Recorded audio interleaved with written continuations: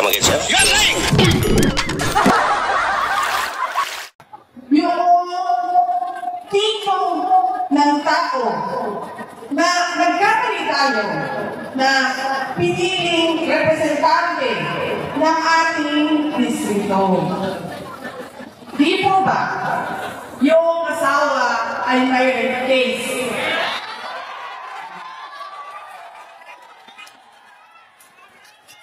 Yung siya sa asawa ko.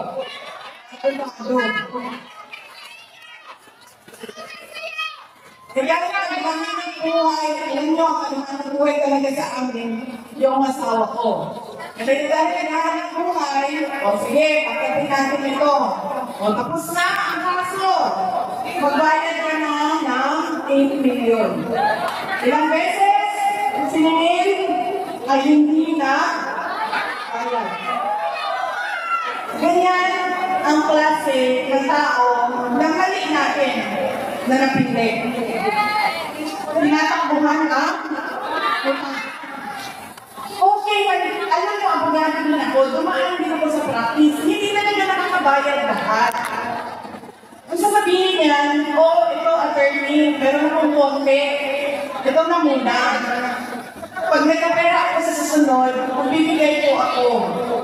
Oh, sa susunod na buwan, ito attorney, konti po. Ito lang po muna ngayon. Hindi talaga eh. Kunwari, walang nangyari. Tapos, nakikita ko, namimigay niya.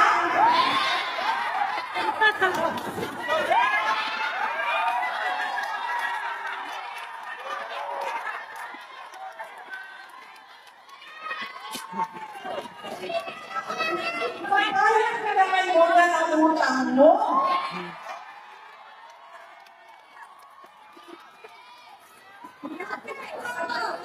Hindi na nakasali.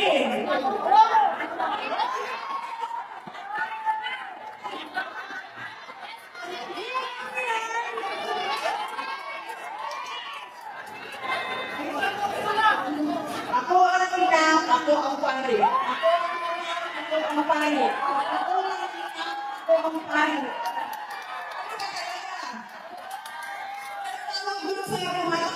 Hindi na babayad ng utang. Yan.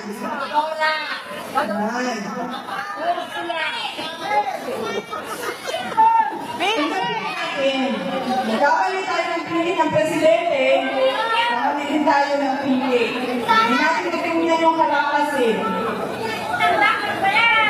Oo. Diba? Diba? Ganyan ang klase ng pagkakamali namin. Kaya, ngayon natin na Lunes, meron tayong pagkakataon na itama ang mali.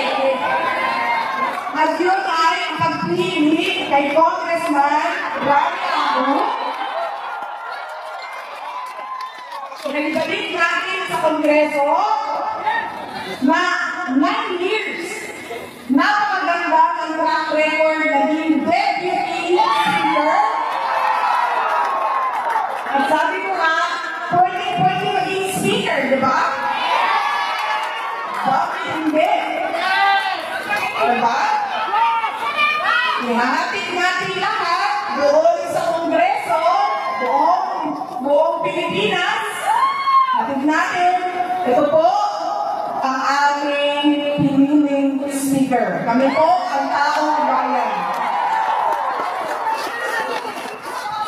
Okay pa. Yan. Hindi mo ba palabas? Dahil, check mo nga. Wala ka naman pinakuha na utang. Hindi ba nasumba?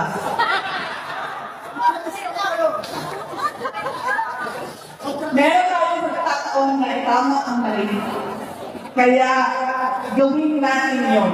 Hindi lang yung pagpili sa representante natin, kaya yung tatlong sinabi ko una na, napaulit-ulit natin na pagkakamali bilang mga botante kada eleksyon.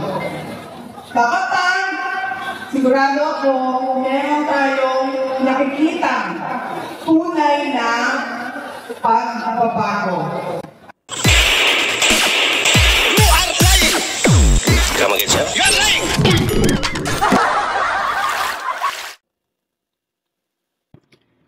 Nais ko lamang pong magbigay ng mensahe kaugnay ng naging pahayag ng ating Vice Presidente kahapon sa sortie ng ating katunggali. Mawalang galang po, hindi po buwaya ang Congresswoman ng Batangas 2nd District. Ang Congresswoman po ng Batangas 2nd District ay Congresswoman na nagtratrabaho sa tiwalang ibinigay ng taong bayan. Pangalawa po,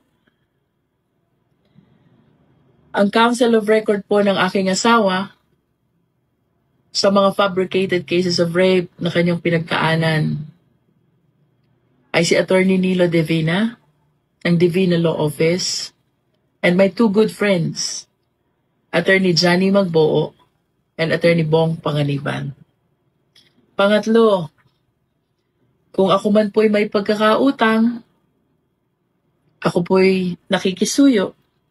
Sana po ako'y mapadalhan ng pleading or entry of appearance o kahit na po anong papel upang akin pong maunawaan ang naging partisipasyon ng inyong law office sa fabricated cases of rape na naging kaso ng aking asawa. Pasensya na po, pero hindi ko po ito maunawaan. Pero rest assured po na kung may makikita akong papel na nagpapatotoo na naging bahagi po ang inyong law firm or law office sa mga kasong nabanggit, pagsisikapan ko po na bayaran ang sinasabi niyong utang. Di ko lang po maintindihan. Siyam na milyon daw po yun. Kung wala namang entry of appearance, wala ding pleading, para pong ang hirap maintindihan kung saan nanggaling ang siyam na milyon na pagkakautang. Ito pong aking pagsagot ay hindi po para sa aking sarili. Ako po'y sumasagot sa mga naging pahayag ng Vice Presidente kahapon dahil obligasyon ko po na alagaan ang dangal ng aking mga kababayan dito sa Batangas 2nd District.